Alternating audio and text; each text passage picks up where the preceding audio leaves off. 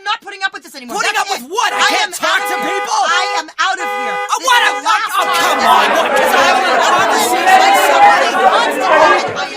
Anger, a universal human emotion. It can be a spark, a wildfire, or a simmer.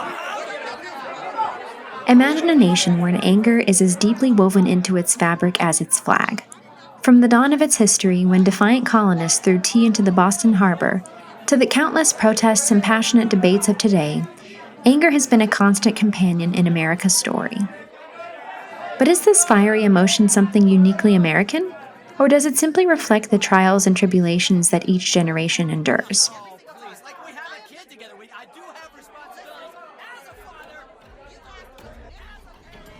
Picture this. The gritty streets of Boston in the 1770s, a crowd surging with fervor, fueled by grievances against a distant empire. This early outburst of anger laid the groundwork for a nation built on resilience and revolution.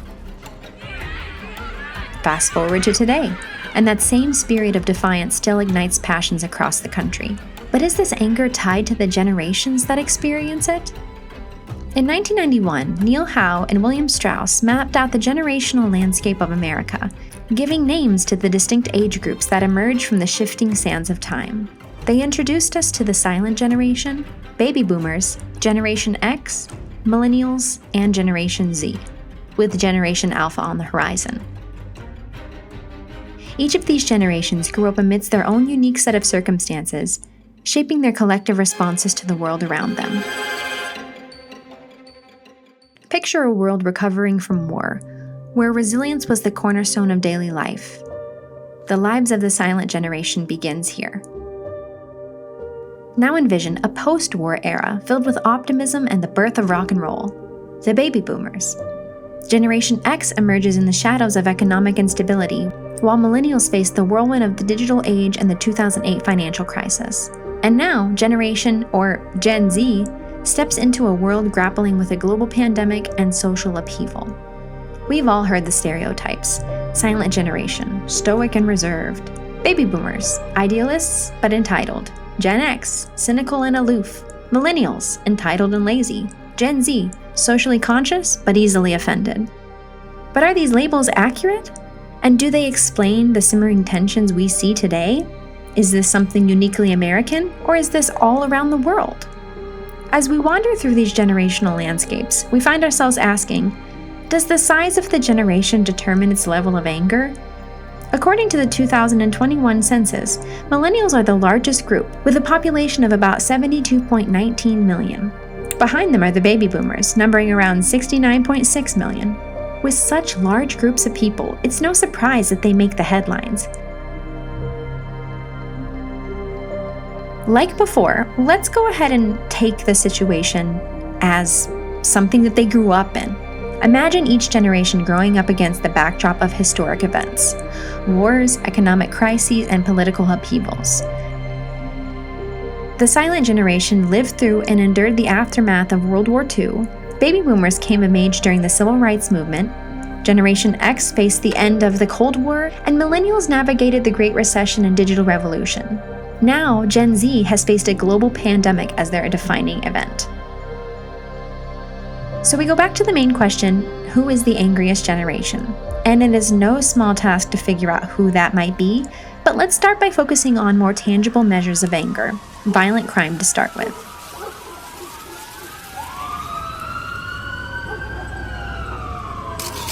Picture crime statistics as complex tapestries, where each thread represents a different age group over time. According to the FBI Crime Data Explorer, over the past 10 years, individuals aged 20 to 29 have been at the center of violent crimes in the United States. Using this as a foundation, the answer to who is the angriest would put millennials and Gen Z, aka the youngins, at a tie. But let's take it a step further. Let's take it to the roads, where road rage paints a vivid picture of frustration on a daily basis.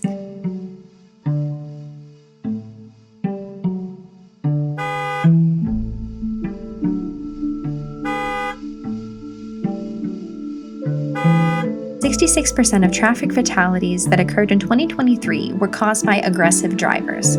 Anger against strangers tends to manifest itself in the form of road rage oftentimes, and it is a trend that is not going away anytime soon. In fact, over the past 7 years, the Safe Motorist also reported that 218 murders and 12,610 injuries were attributed to road rage. If you've seen the show Beef, you may understand. With more than 50% of the drivers being born between 1981 and 1996.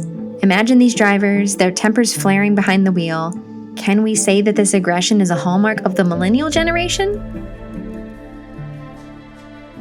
It's a little too early to tell, but let's take it a step further and look at recent and significant events with various demographics present, where anger was at the forefront.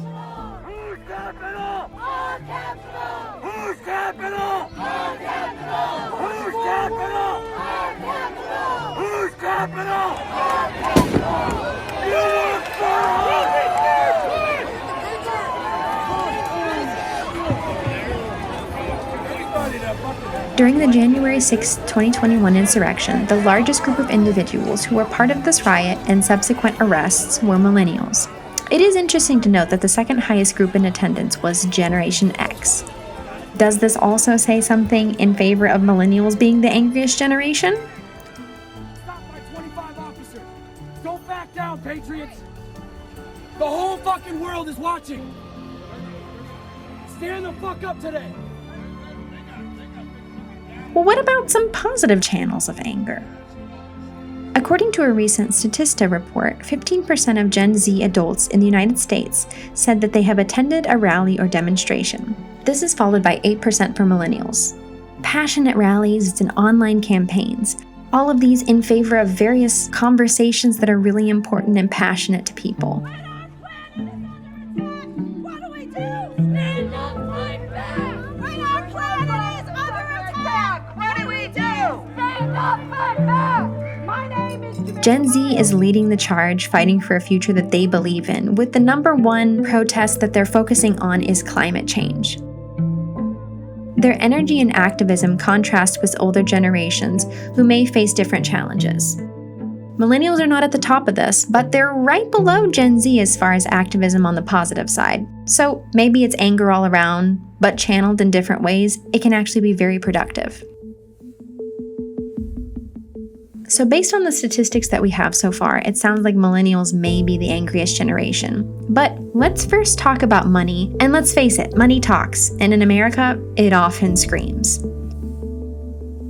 The wealth gap is a chasm that divides our nation, and when we look at the generations, the picture we get is even more complex. Gen Xers, the forgotten middle children, have the widest wealth disparity in this country. Some are raking it in while others are struggling to make ends meet, and it's a tale of two cities within one generation. Meanwhile, millennials, despite being the largest generation, are often burdened with student loan debt and stagnant job markets, and it's a recipe for frustration, especially when they're at a time in their life when they're trying to make ends meet to have a condo or have a house. And Gen Z, just starting out, faces a future clouded with economic uncertainty and a planet in peril. All of these things combined lead to anger. So, let's get back to the original point. Who's angrier? The generation struggling to pay off loans? The one watching their wealth dreams evaporate? Or the one facing an uncertain future? By statistics, it sounds like it may be millennials. But the truth of the matter is, it's really complicated. From the January 6th insurrection to global climate rallies, each generation finds its own way to channel its frustrations. And right now, it seems like millennials are not doing a very good job of holding in that frustration. But as we navigate the landscape of generational anger, it's important to remember, it's not just about which generation is the angriest, but it's about understanding the forces that drive these emotions. Whether through protests and activism, each generation adds its own chapter to the ongoing story of American anger. And who knows, perhaps with more time and insight, we'll discover more about how and why these emotions evolved. So for today, we can crown millennials the angriest generation, but let's also recognize that anger is a shared human experience, and it's a symptom of a society grappling with inequality, injustice, and uncertainty, and it's up to us to channel that anger into something positive. So if you see a millennial today, go give him a hug, and don't cut him off in traffic.